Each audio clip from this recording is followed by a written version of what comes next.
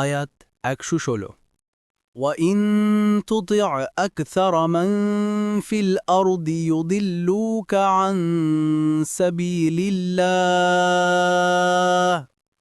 إِن يَتَّبِعُونَ إِلَّا الظَّنَّ وَإِنْ هُمْ إِلَّا يَخْرُصُونَ।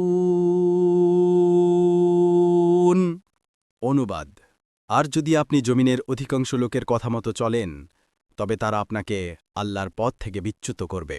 তারা তো শুধু ধারণার অনুসরণ করে আর তারা শুধু অনুমান ভিত্তিক কথা বলে। তাফসির ১ নং ফুটনোটের বিবরণ।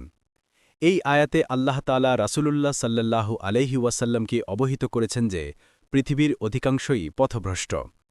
ইবনে কাসির আপনি এতে ভীত হবেন না এবং তাদের কথায় কর্ণপাত করবেন না। কোরআন একাধিক জায়গায় এই বিষয়টি বর্ণনা করেছে।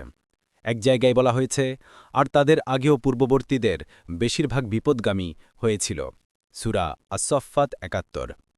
অন্যত্র বলা হয়েছে আপনি যতই চান না কেন বেশিরভাগ লোকই ঈমান গ্রহণকারী নয়, সূরা ইউসুফ ১০৩।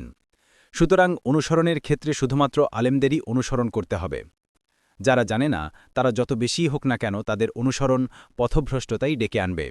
আইসারুত তাফসির এই আয়াত দ্বারা আরও বোঝা গেল যে সংখ্যাধিক্যতা কোনো অবস্থাতেই সঠিক হওয়ার দলিল নয়, কারণ হক বা সঠিক পথ ও মত দলিল প্রমাণাদির ভিত্তিতে নির্ধারিত হবে, সংখ্যাধিক্য বা সংখ্যালঘুতার ভিত্তিতে নয়।